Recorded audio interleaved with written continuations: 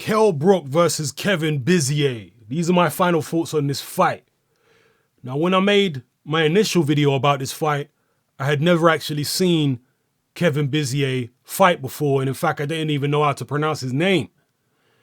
Since that time, I've gone and watched one of Kevin Bizier's fights, which was his last fight, which was broadcast on PBC. It's available to watch on YouTube, on the PBC YouTube channel. That's a channel that everybody should be subscribed to, by the way. Definitely one of the best sources of boxing on YouTube, the PBC boxing channel. And no, I don't work for Uncle Al. I wish I did. Uncle Al, if you're recruiting, I'm here. But anyway, all jokes aside, I've had a look at Bizier in that fight. He seems to be a fairly rudimentary, come forward pressure fighter, hands held high, in good shape. He's got okay power, nothing special. Fairly good work rate, fairly strong. Just a very basic, rudimentary kind of fighter that just comes forward and applies a lot of pressure and keeps his hands high.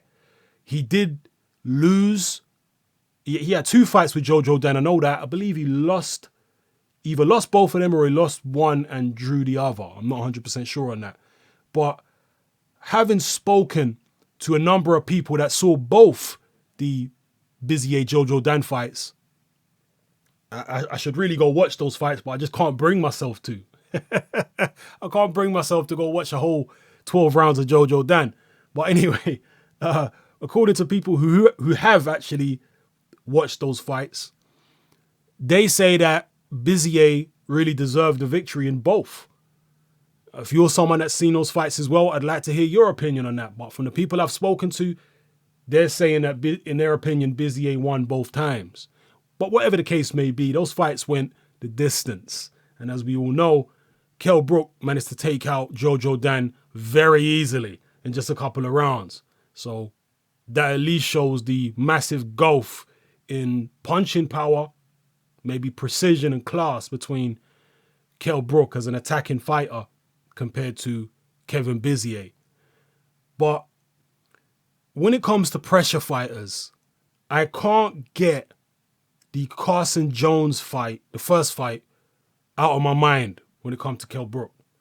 Because stylistically, Carson Jones gave him all types of trouble in that first fight. And I'm wondering whether we're going to see something like that again in the future, where a pressure fighter just gets on Kell Brook's chest and don't let him off the hook. Now, some people are going to say, what about Sean Porter? Sean Porter don't keep his hands high the way that Carson Jones did in the first fight, or the way that Kevin Bizier is likely to do. Sean Porter does come forward, but in a reckless manner, winging big windmill punches at times. He certainly did against Kell Brook. Leaves himself far more open. And he doesn't apply steady pressure, Sean Porter. He's a more erratic kind of fighter. So, yeah, Brook was able to deal with him very well, using a lot of clinching, mind you. And as I say, when a guy's got his hands up, he's got those earmuffs on, like Teddy Atlas likes to say, it's more difficult to clinch him when he's in that posture. But when a guy's actually throwing shots, he's winging shots, it's easier to get your arms under his arms, or your arms over his arms and lock them under your armpits, which is what Kell Brook was doing so often against Sean Porter. But when a guy's like a little compact ball and he's got his hands up and there's really nothing for you to grab, it's much more difficult to contain him that way, unless you're going to try and lean on top of him.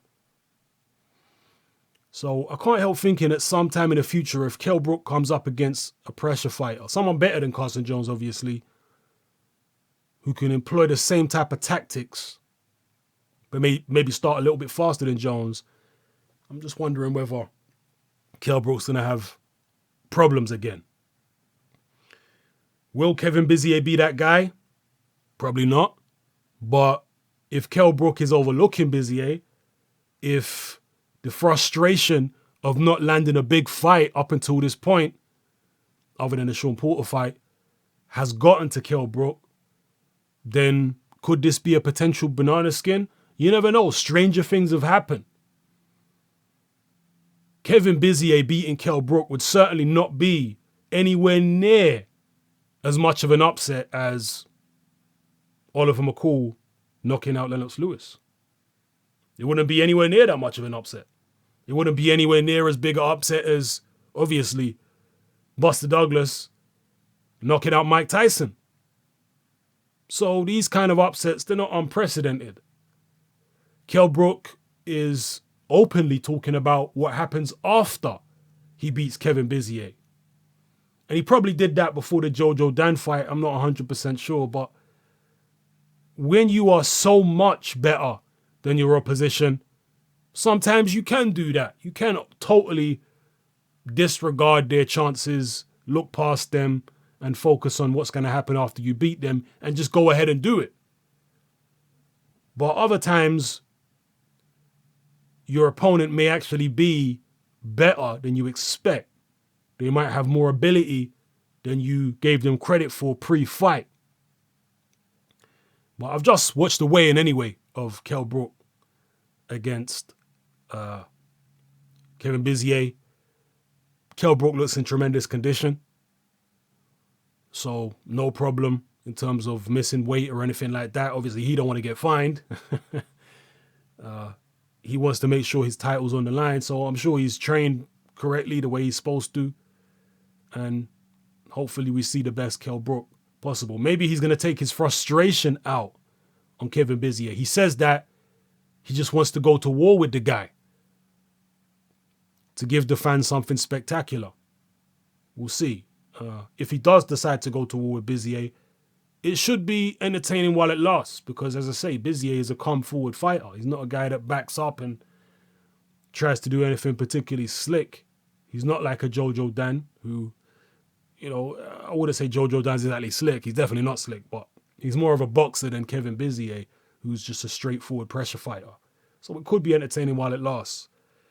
If any of you are more knowledgeable about Kevin Bizier than me, I'd like to hear from you in particular about how you see this fight going and how much of a chance you give Kevin Bizier in this fight.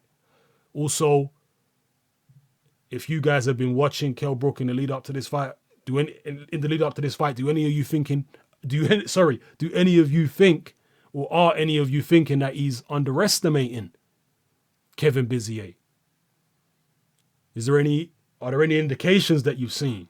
Any telltale signs that are making you think, I don't know. Brooks may be overlooking this guy and shouldn't be. Drop all your comments in the comment section below and let me know how you feel. It's your boy Hatman, I'm out.